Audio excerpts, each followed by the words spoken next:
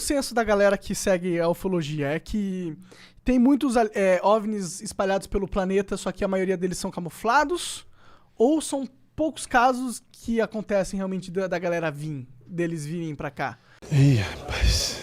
Porque a gente tem... Você falou que você pessoalmente acompanhou 600 casos aqui no Brasil. Aproximadamente 600, deve estar beirando 700 casos. De OVNIs. Então, tipo... Mas se você for parar pra pensar, isso são poucos casos na história do Brasil. Tipo, não é muita... Não é como se tivesse vindo um alienígena aqui não toda hora, Não são 600 né? encontros de pessoas. É, né? ou não é, tipo, não são 600 mil Assim, também, oficialmente, passa aí de 6 milhões. Será? A estatística. De observações. Mas deve ter muito aí que são Sim. a tiazinha lá que tava meio grog depois de ter tomado uns 3 Dramin. Não, assim, esses registros que eu falo 6 milhões é que passaram por um crivo e se chegou à conclusão de que era OVNI mesmo. Quem que é a algo autoridade não máxima explicado. nesse sentido? Quem que é Quem é que decide? Quem é que fala, pô, esse bagulho é um OVNI? Boa 06. Padrão. Aí são os especialistas, né? Por exemplo, se você tem um vídeo ou uma fotografia, são os especialistas nessa área que vão analisar E ver se é falso ou ver não. se é falso ou não. Não tem uma ciência, eu acho, né? Tipo, não, essa aqui é um alien. É assim, por exemplo, a ufologia... Existe uma ciência de análise técnica da técnica foto. da parada. O que acontece? A ufologia ela é uma paraciência. Que porra é essa, marreco?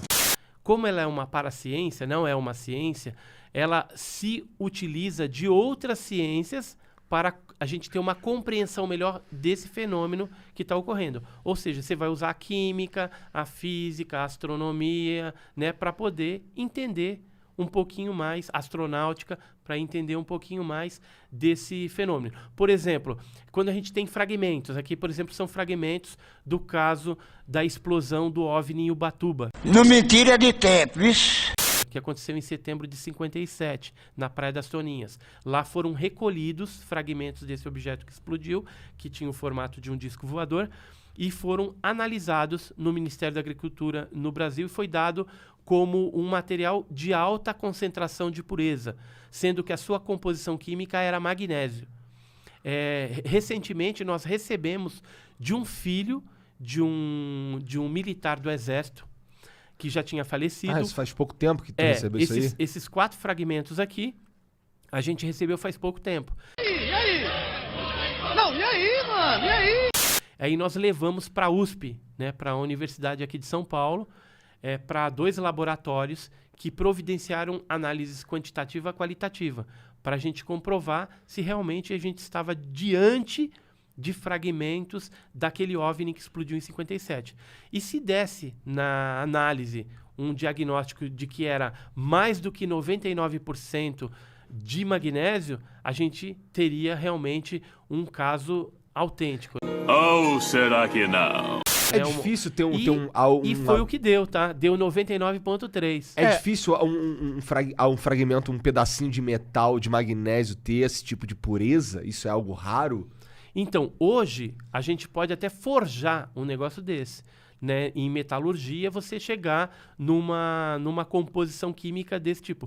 Mas quando ocorreu esse fato, que foi em setembro de 57, na Praia das Toninhas, lá nós tínhamos apenas 6 casas com pescadores. Ah, bom, então assim sim. Caiçaras, e vez ou outra no final de semana desciam para lá alguns turistas de São Paulo, de outros lugares. As pessoas normais que não tinham acesso a esse tipo de então coisa. Não tinha metalurgia, não tinha nada, não tem como um objeto dentro dessa composição. Não era pra estar ali. 99 de pureza de magnésio não acontece naturalmente na natureza. Não. E aí o que a gente fez? A gente levou também para alguns especialistas de meteorito, né? Porque aí você pode falar, o que caiu ali foi um meteorito. É verdade. Quer dizer, às vezes não. Aí levamos para eles, por exemplo, o Paulo Anselmo Mattioli, que é especialista em meteorito, ou a própria Zuccolotto, Maria Zuccolotto, lá do Museu Nacional lá do Rio de Janeiro, que pegou fogo e que ela cuidava dos meteoritos.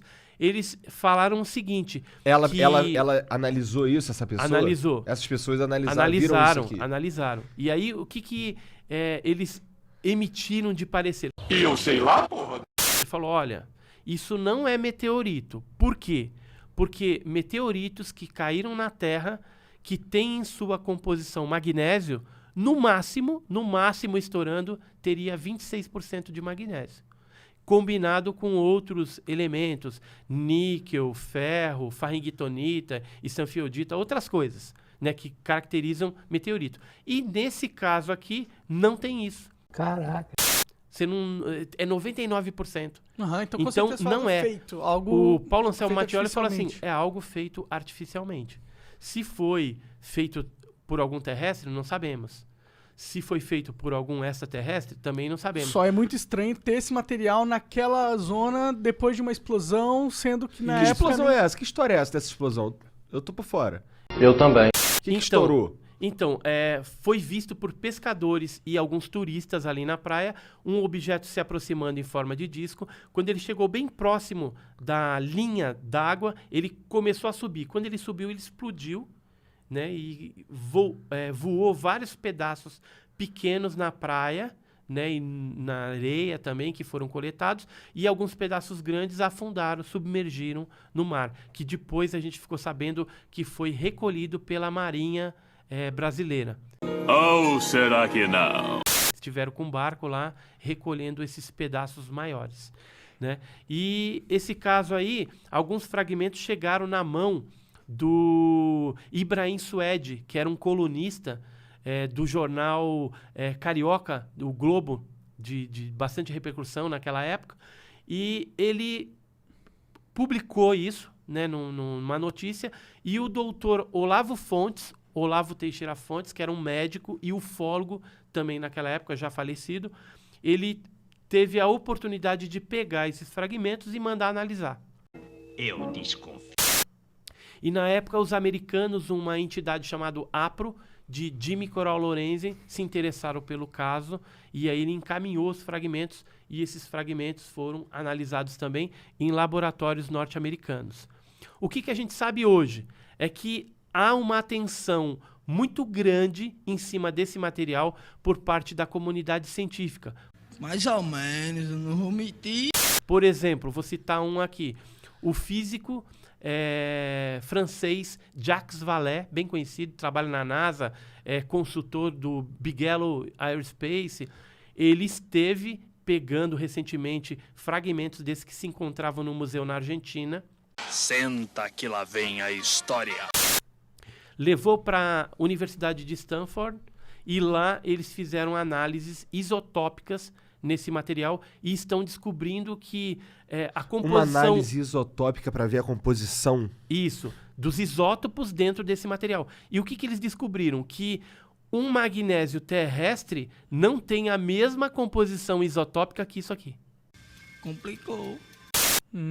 Entendeu? Então eles estão fazendo até um trabalho científico, estão escrevendo isso agora. Existe na literatura atualidade pra sobre isso na publicar. internet? Um cara... Pô, caraca, interessante isso aí. O moleque tá ouvindo agora aqui. Do caso da explosão de Ubatuba. Não. O cara que quer ler sobre esse essa pesquisa Jacques do Vallée Jacques também. Coloca lá. Jacques Vallée tem bastante coisa dele lá. Que ele foi um investigador do fenômeno OVNI que teve, inclusive, no Brasil, pesquisando casos clássicos como, por exemplo, o do Morro do Vintém. Eu não... Onde morreram algumas pessoas em situações estranhas e onde apareceu também OVNI durante aquela época, em 1966. O Jacques Vallée também esteve pesquisando no norte do nosso país, quando teve aquela fenomenologia chamada Operação Prato, o fenômeno chupa-chupa, que eram luzes... É estranho, desculpa, né? Cara. O pior é que pode, não?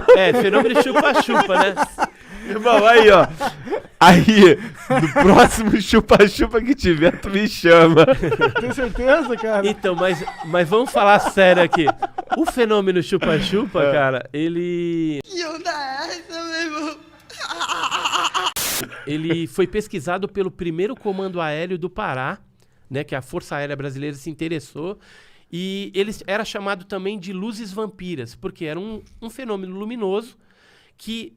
durante a noite, jogava um foco de luz, ou seja, a nave jogava um foco de luz em cima das populações ribeirinhas que moravam ali no Ronaldo!